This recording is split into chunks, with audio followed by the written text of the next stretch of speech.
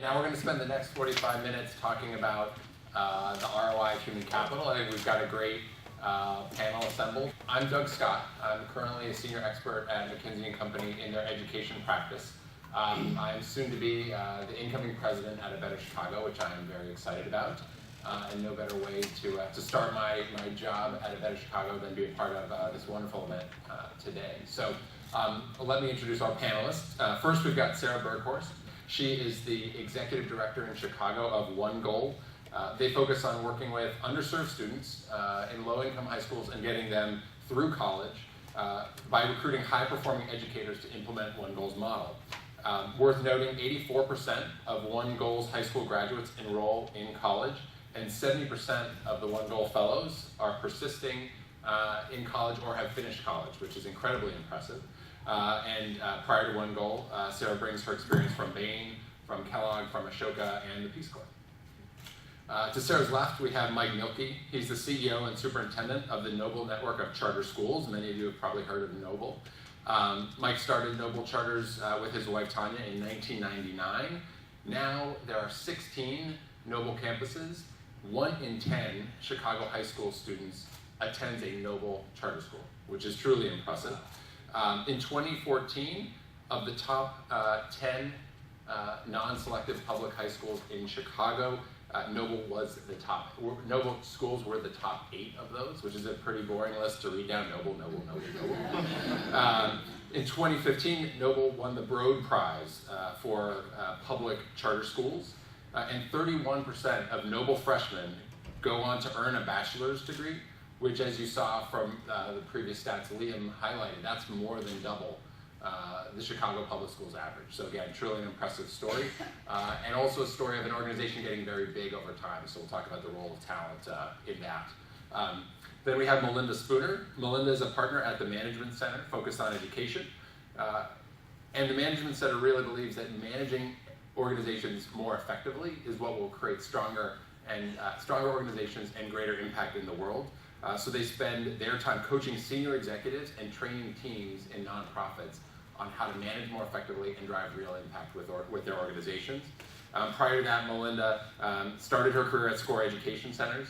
Then she was at Kellogg and at McKinsey, where we knew each other in both of those places. Spent some time at Chicago Public Schools, and then as the executive director in Chicago of the Achievement Network. And to Melinda's left is Harry Weiner. Harry is the founder and partner at OnRamps. They make the matches between nonprofit organizations and top talent in the nonprofit sector and in the private sector. Harry was previously on the private sector side, so we might talk a little bit about how the social sector compares with the private sector. And Harry's the guy that finds the missing piece on the team. So the leadership teams that need that one more spot, that one more person to make all the difference, he's the guy. So our hope today is to spend some time and get this diverse panel talking about this problem from the different angles where they sit. It's a hot topic and it's a real challenge. So let me show you a few facts about human capital in the social sector. So McKinsey did some work that I was a part of, looked over the last 20 years, just 1% of grants were made in the areas of leadership development over the last 20 years. And when we compared private sector investment in leadership development to social sector investment in leadership development, it was almost 4 times the investment that was happening in the private sector space. But top teams and leaders recognize this as an issue. So if we move on, you'll see on the next slide. Next slide. Sorry. Didn't make it better? Oh, here we go. Didn't make it better? So we surveyed over 200 social sector leaders. 53% of them said that the ability to surround themselves with an effective top team was a top priority of theirs. 20% of those leaders actually thought they were good at doing that. And when we asked them what they thought of their peers, under 40% even thought their peers were good at this. So not just a bit of modesty in the middle, but still not even thinking the sector has a good read on this. And then lastly, let's talk about where folks come from. 30% of C-suite positions are filled internally within nonprofits. So that means 70% of the time when a C-suite position is open, people look outside of their organizations. That's twice as often as that happens in the private sector. Not only that, but half of those positions that these nonprofits go outside for, they're actually grabbing that person from another nonprofit. Right? So we've got a big problem. I think we got a lot of believers in the room about the importance of human capital. But the question is, what do we do about it? And what are some of the challenges? So when I talked to Liam a little bit about this, he said, when we started making grants at Better Chicago years ago, we knew leadership and talent was going to be an important thing. If anything, it has become more important in the process that we undertake to investigate and choose grantees, because it's truly the difference between a good organization and an exceptional organization.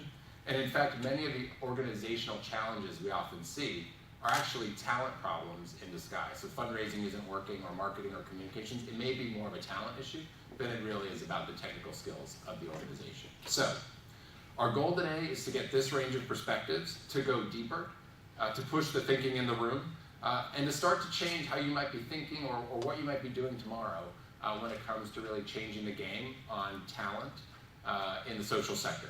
So before we start, 3 quick questions from the audience. First, how many of you would say that talent is one of the top 3 priorities in your organization?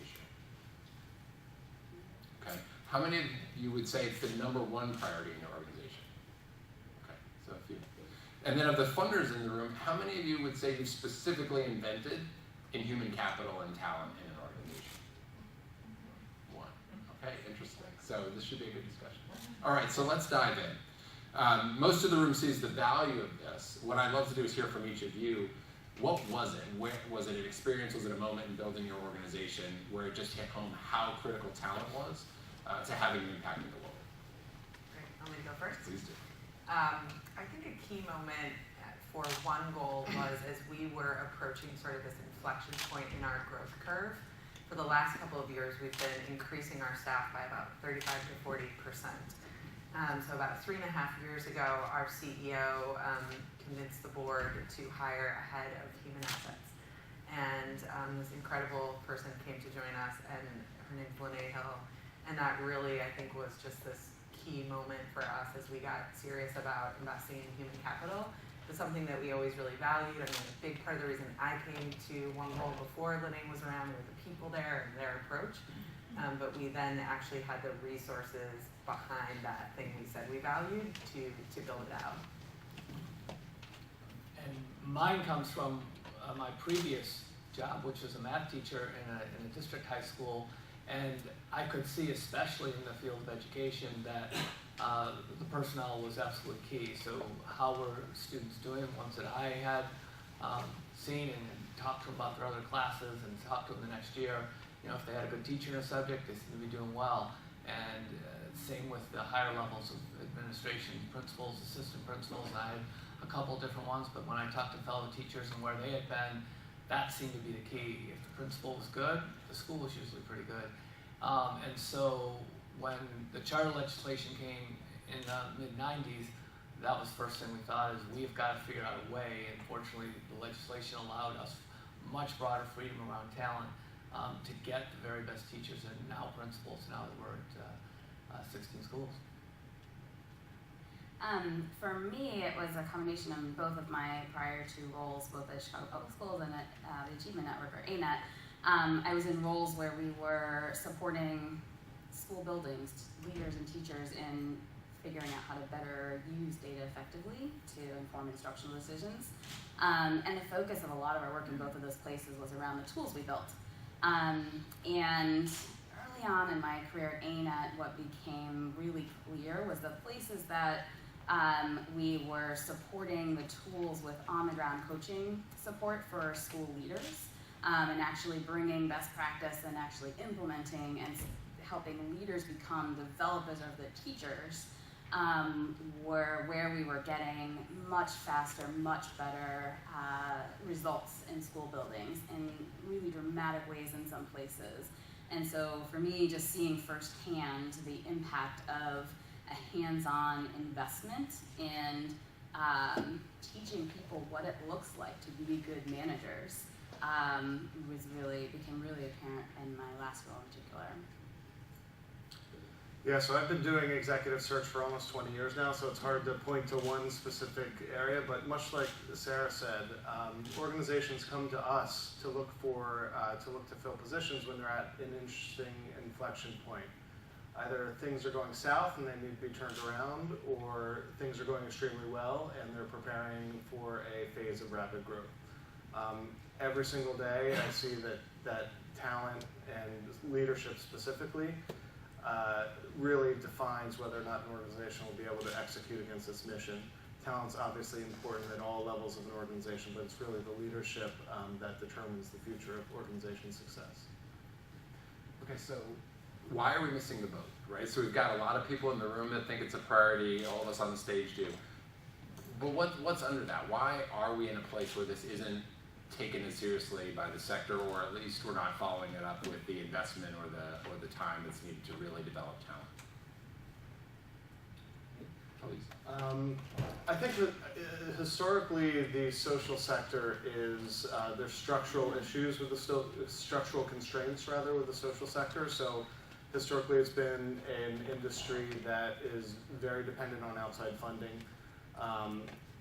That's changing to some degree as more organizations are seeking ways to earn income in addition to raising money. But I think it's fair to say that social sector organizations, education in particular, will always be somewhat reliant on raising outside money.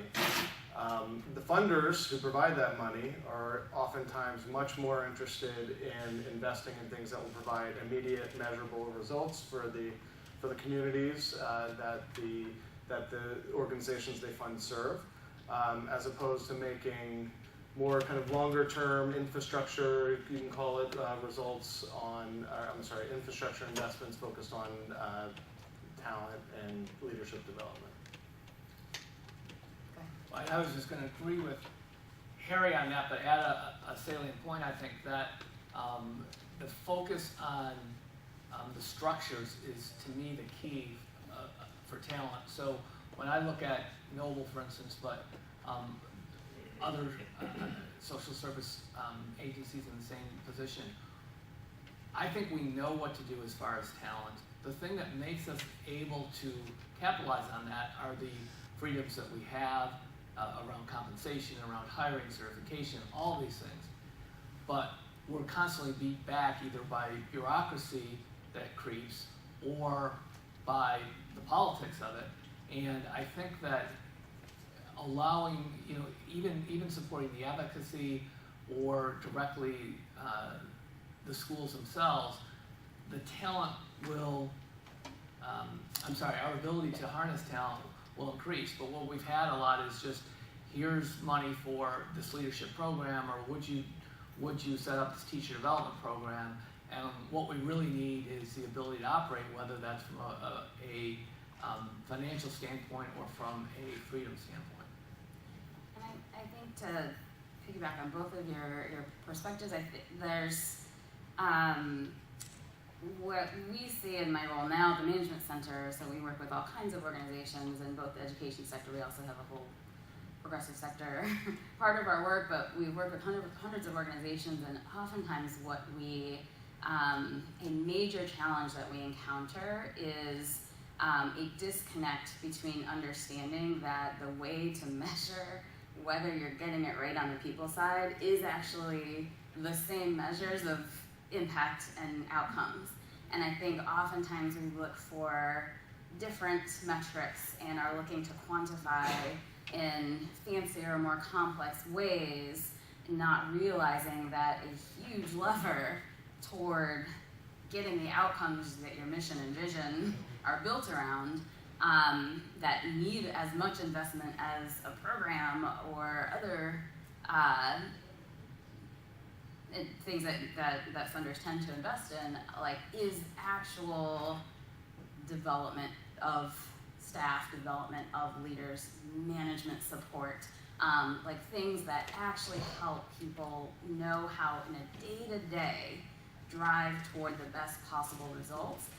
There's not a dearth of talent in the education sector, is my personal perspective, and I think our organization holds that perspective.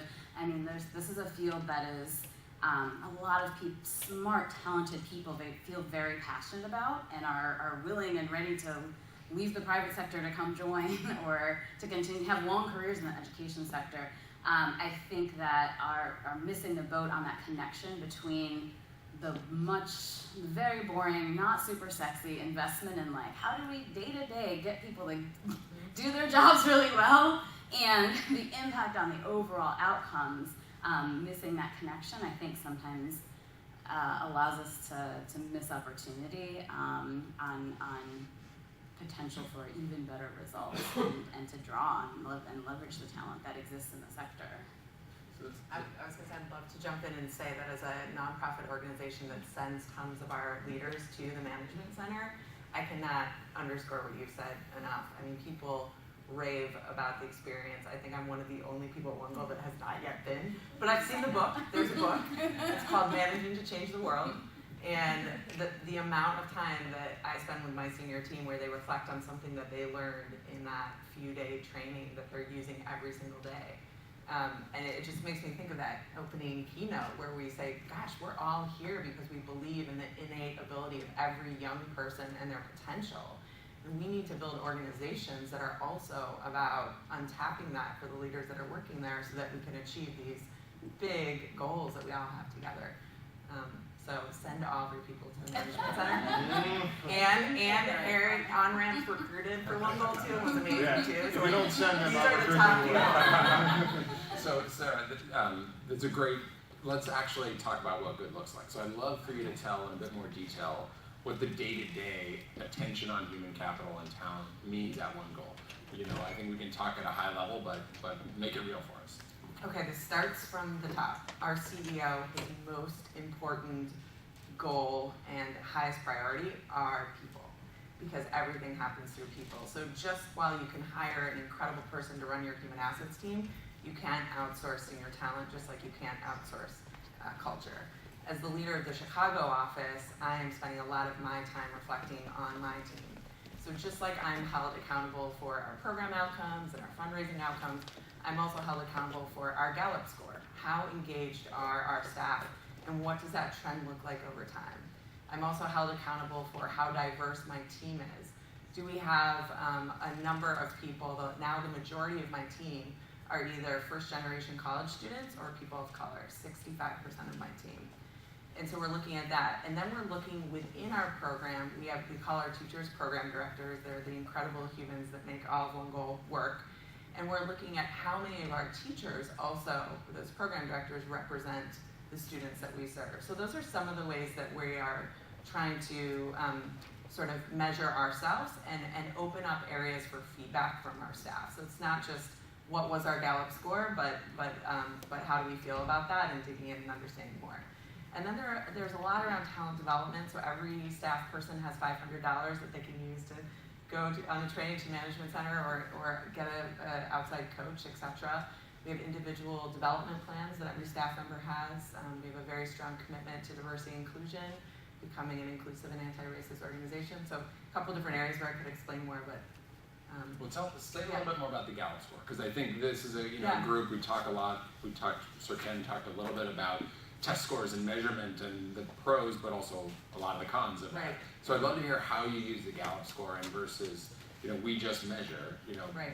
Well, what do you do with it? How does it work? So we take the survey twice a year, and we look at a score. There are these 12 questions. Is that anyone here familiar with Gallup? Raise your hand if you've been familiar with Gallup. So about half the group. So there are 12 questions that measure how engaged an employee is. And across the United States, across the world, I believe, 30% of employees are engaged. And at One Goal in our last Gallup score, we had 68% engagement, which means that on these questions, over 68% of the questions were answered as agree or strongly agree. So we're looking at that score, and then we are having a dialogue with our sub-teams and with our regional teams to unpack areas on that score. Not just places where we feel like we need to be doing better, materials and equipment. We have the world's worst Wi-Fi, which the Better Chicago team can attest to. Every time you come to a meeting at our office, it's tough. Working through that, but then some other places that are strengths, and making sure we're also really learning from our strengths, and that as we grow, we're not losing sight of building on those strengths. And then let me ask, so what prompted that? Was it funders? No, it wasn't. It was a vision that we had for the organization, and then having that capacity internally to actually execute on that vision. So having a full-time human assets person that could lead that work. So I'd love to then, so let's switch gears and kind of put our funders hat on, right? What are the things that funders could be doing differently to try to take advantage or create more of an investment in human capital in organizations? I don't know, yeah. I think there's a lot of quick wins that can be had with minimal investment, sometimes no financial investment. You know, for funders, particularly foundations that have a portfolio of organizations, there's great economies of scale to be had by bringing together functional heads of different departments. So CFOs, form a cohort of CFOs across your portfolio, form a cohort of executive directors, of heads of advancement. And you know, it provides a few things. One, they kind of teach each other and help each other. Provides group therapy, which is always important in the social sector. But also, I think it really helps drive an agenda for the foundation. So you know, kind of bubbles up issues that foundations can say, hey, all of our CFOs are saying we need, you know, a better accounting system, or we need a better way to track dollars to programs. So that's one quick win. I think in terms of strategic support and providing, well, I'll say that there's this myth that people who work in the social sector don't care about money, don't need to make money for themselves. So that's just not true. We see it all the time. One of the biggest reasons that folks leave their job, even in the nonprofit world, is that compensation isn't enough to pay their bills. No one's in this industry to maximize their income, but I think there's certainly a competitive level of compensation that needs to be met. So foundations sometimes can subsidize compensation, perhaps even on a short-term basis, in order to attract top talent to the organization. But I think more often than not, foundations can also provide adequate funding for talent acquisition. So either using a search firm, they can subsidize for finding key positions, or helping an organization build their own internal HR talent muscle to both attract and then retain their talent. I think those are some key investments that foundations can make. And I would just add that A Better Chicago, now led by President Doug, does what I would ask, which is give us general operating. Find the best organizations and give us general operating, because we don't necessarily need money for a particular program. We'd rather not apply for some change, even if you think talent is the most important thing. If you do, then you'll figure out who's performing well and know that they must be doing talent well. They wouldn't be performing well. So general operating is still the best gift ever. That's all. Co-sign. Yeah.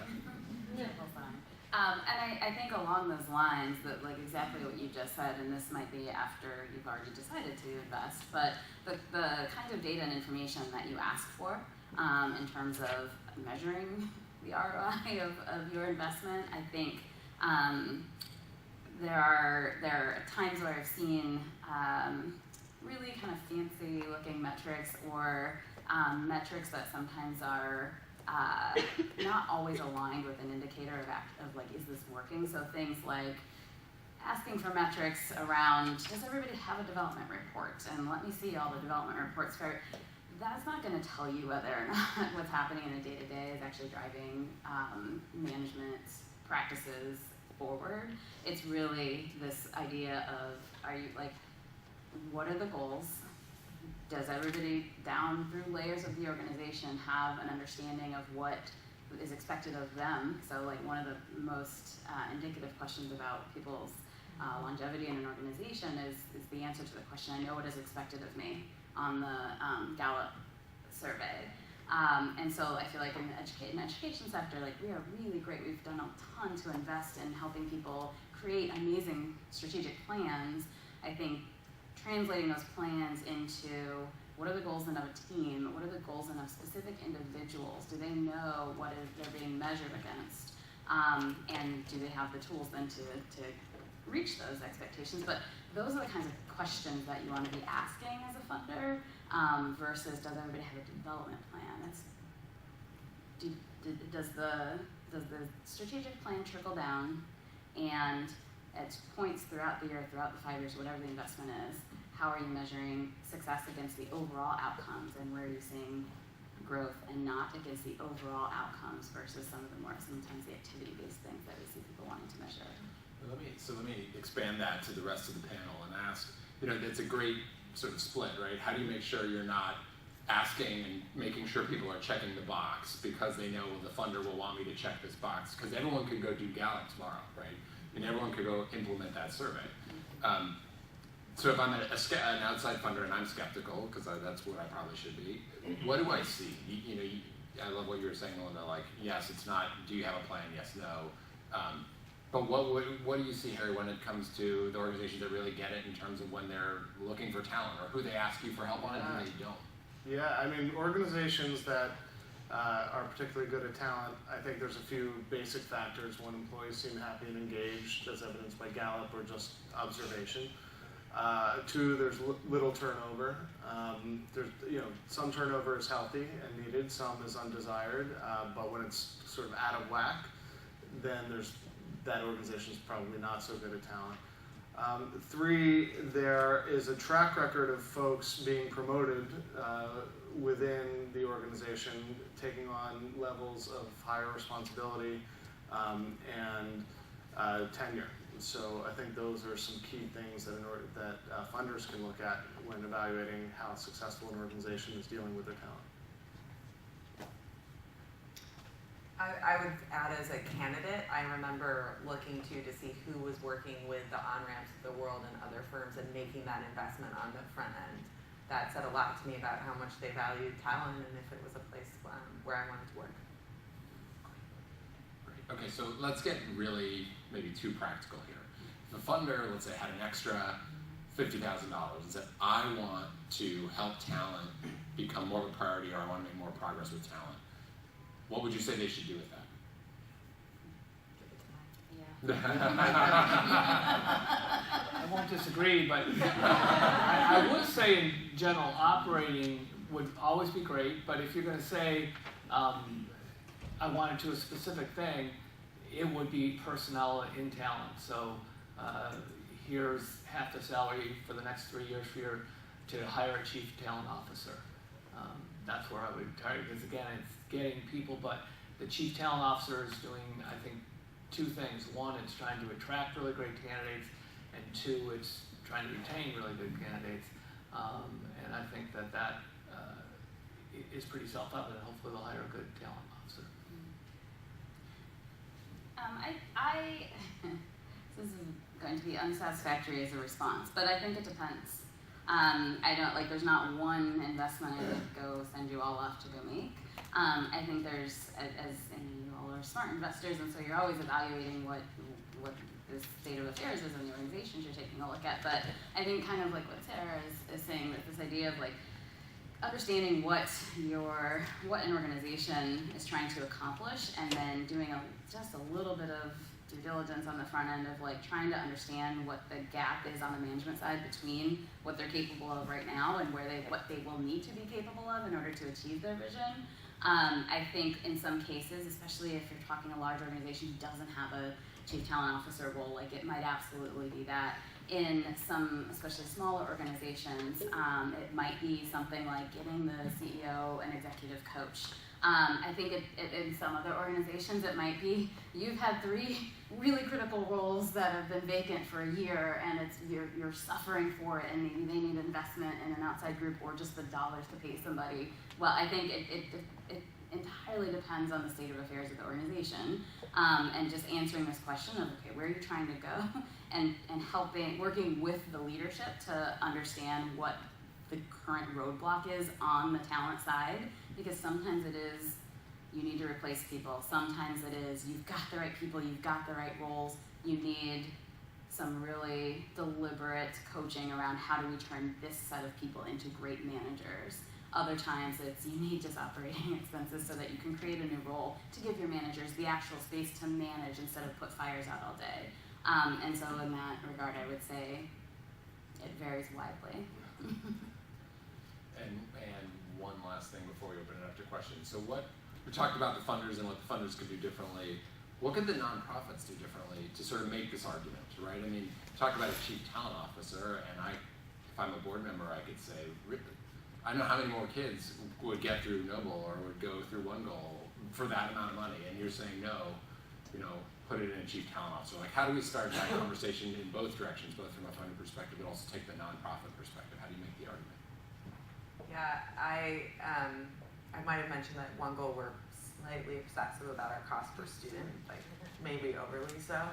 Right now we're arguing about an additional $5 for FY17 because what we're trying to do is something scalable, so that it actually makes a huge difference. But I think as a sector, we need to move from looking at cost per input to cost per outcome.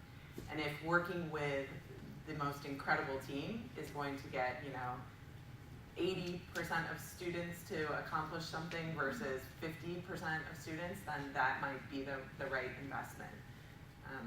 So yeah. I mean, I would agree with that. That's what we're trying to do, is figure out how do we get the outputs per dollar. Ditto. How is this investment going to enhance our impact? Right, yeah, and I think because funders are so obsessed with metrics, and nonprofits are learning to be more obsessed with metrics, I think coming up with the right metrics to measure the significance of talent and the importance of talent, the output of talent, as opposed to just measuring the impact of their program. I also think there are a lot of places where talent can be developed based on like in-kind donations. So for example, I have a lot of my board members come in and talk to my staff about their trajectory, and they get to spend like 2 hours with the number 2 guy at LinkedIn talking about how he manages people and how he gives critical feedback and some of these things. So there are some unexpected ways that you could really, really help inject a different new perspective into the nonprofit space. Sure. Let's go ahead and open it up for questions. Yes. Most of you talked about bringing in. Hold on 1 second. Oh. I'm sorry. No, because it's being recorded. Okay. Hi, I'm Cindy Molis. Most of you talked about bringing in a talent officer in-house. I'm wondering if you ever looked outside. I mean, I know some of your people at One Goal took classes. Is there enough support in Chicago? Do you know where to go if you decided not to bring the cost in-house but used an outside resource? Do we have enough resources, or is that really not relevant for you? Yeah. I feel like that is a really great question. It's going to sound vain. I don't know that right now, at least the Management Center has competitors for specifically what we do. I think there's a lot in the market around leadership development, which is different than our particular angle, which is management and practical management tools to build systems and structures that address the day-to-day operations of manager to managee. Are you getting the best out of your staff member while keeping them engaged and aligned with the vision? And I think that in the city of Chicago, there's a wealth of resource around like leadership development and planning talent, lots of independent consultants. There are lots of search organizations who can help you, consult with you around like your talent planning into the long term. Lots of consultation opportunities on that end. And so I think there is a bit of a dearth, I think, in the field at large around the day-to-day practical management piece, but lots of resource and opportunity around the leadership development and also the long-term talent planning is my perspective. Where else do you guys go? Yeah, we mostly are in-house, and we've just benefited from a lot of the other organizations that have do similar work that we do. And some of the portfolio members that are Better Chicago, but also in some of the other national groups, the Charter School Growth Fund brings us together, New Schools Venture Fund, and we don't see there as a dearth. I mean, we think that we do a lot in-house, but there's also plenty of options to go outside. So, I would say there's a dearth, especially at sort of the mid-level. I feel like I get a lot of opportunities as the executive director, but the folks that want to become the executive director don't get a lot of opportunities. So this has actually been a place where ABC was really receptive. I was invited to be part of a coaching thing, and I was like, I want to send my managing director program instead. And they were cool with that, and it's been this like career transforming experience for her. It's like one of the reasons why I still have her at One Goal. So I'm so thankful to her coach at Accenture and the fact that she's had this opportunity. So I think a lot more around either one-on-one or small group executive coaching would be really, really helpful in thinking through how you reach that next tier of folks so that we don't end up with stats like you started with, and we're able to promote more folks from within. Yeah, and Bridgespan did this huge study on kind of the brain drain in the social sector, and compensation was the number one reason why there was so much turnover. The number two reason was a lack of a feeling of a lack of mentorship or support for career development. So that number is impacted even further when you start looking at your people of color in your organizations. So any of you who are focused with your organizations around diversity and equity work in those organizations, that becomes dramatically compounded in results when you start to ask people of color that question. And so like there are organizations like the Surge Institute, who specifically has a leadership fellowship for people of color. There aren't a lot like that out there, but strategic investment in folks like who you're talking about, like who are your up and comers, and how can we invest in them early, especially who are your up and comers of color, if that's something that is a priority for you. Other questions? Yes. I don't know if this is a question or more of an observation. I'm with Learn Charter School Network, so Michael, I really appreciate all the wonderful work you do at Noble. But when I look at human resources, I look at the front line, the teachers, the job that the teachers we're asking them to do in these very difficult situations. And I do think, like at Learn, it's an important goal. It's one of our highest priorities to bring in great teachers and whatnot, but it's hard. And we, after 4 or 5 years, sometimes they get burnt out. They just look at other opportunities. So I'm listening to this, kind of trying to think, what is the secret sauce? Is there a better way for us to drive stronger educational outputs through our classrooms by hiring better, motivating better? Even when I think we have a great culture, I'm not sure we always get it right, and it's hard. And it's particularly hard now as we're losing some of our great teachers because they have other plans, blah, blah, blah. So I don't know what you're doing at Noble, if you've got the secret sauce, but it's hard. I think we have a good perspective, which is it's not about training the teachers once we get them, though that can be important. And this is even more true of principals. But instead, it's about making the job more attractive. So how do we make the job of principal and the job of teacher more attractive? That's the question I start with. When I was principal for teachers and was superintendent now as for my principals, what can we do? So how do funders help in that way? And again, if they can fund things like advocacy and the ability for us to beat back more bureaucracy, more teachers have to be certified, or you can't pay them this way, or things like that. That's super helpful because that allows us to create conditions that we can do. Another great thing, we can keep teachers happy because they can each work half-time. We don't have a really strict union contract that says, no, you can't have 2 people split a job, but that's exactly what keeps people sometimes, and they're 2 really great people. So that's a way of making that job more attractive. The same with the principals. Why is that job attractive at Noble? Because they have autonomy over their budget, over their staffing, over their curriculum, and to the extent that we can preserve that, we've got to internally do it at Noble, and at the same time protect ourselves from people who want to infringe upon the freedom to be able to make that job attractive. So that's, again, the thing we always ask. How do we teach your same thing? What can we do? I mean, part of the reason, why do you have such strict discipline? People always ask us. And one of the biggest reasons is to attract great teachers, because they want to teach in an environment that's orderly and safe. And it also attracts parents and students, by the way. But the real reason we want to do that is outcomes are better when you have good teachers, and it's also better where you have a good environment like that. So I'll stop there. I am sort of in the funder category, I think. And one of the things with human capital that would attract me are stories. And oftentimes there's talk of outcomes and things of that nature. It doesn't really do it for me. It's really stories of people succeeding and doing the things that you just mentioned. Ultimately, you're competing for dollars. How do you do it with this particular area? How do you grow in this way?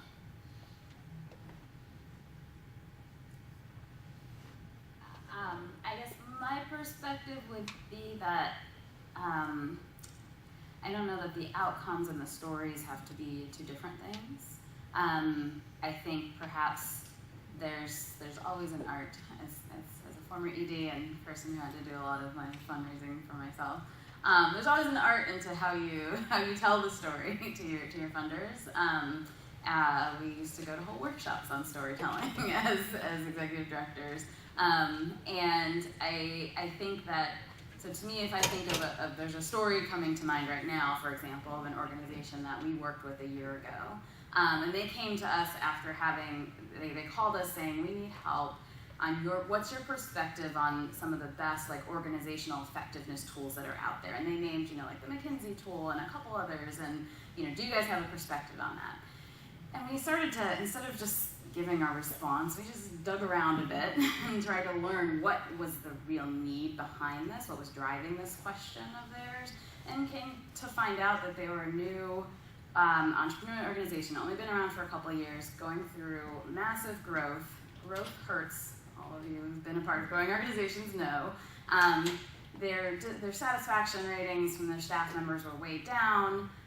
There were people that were leaving and not really enjoying this growth process, and so they're trying to, because of feedback that they got from folks in their own organization, that people weren't really getting heard, this just isn't feeling quite right, this is no longer the organization we've joined, and so they're like, okay, what's the system we buy to fix it? And when we started digging around and trying to understand the details, they had really important data already. They had Gallup data for the last couple of years, and they had really great ways to break it down that told an important story of what some of the root cause issues were in their organization, and it boiled down to transparency and communication was a major challenge that was bred from a lack of clear expectations being set across the organization. People didn't really know what was expected of them. And so through literally a 2-hour conversation with the CEO and the COO in this organization, through a series of questions, we were able to ask all these questions, get to some responses. They actually determined after this conversation that, we don't need to purchase these big, fancy, complex systems. We have to rewind and get back to the basics.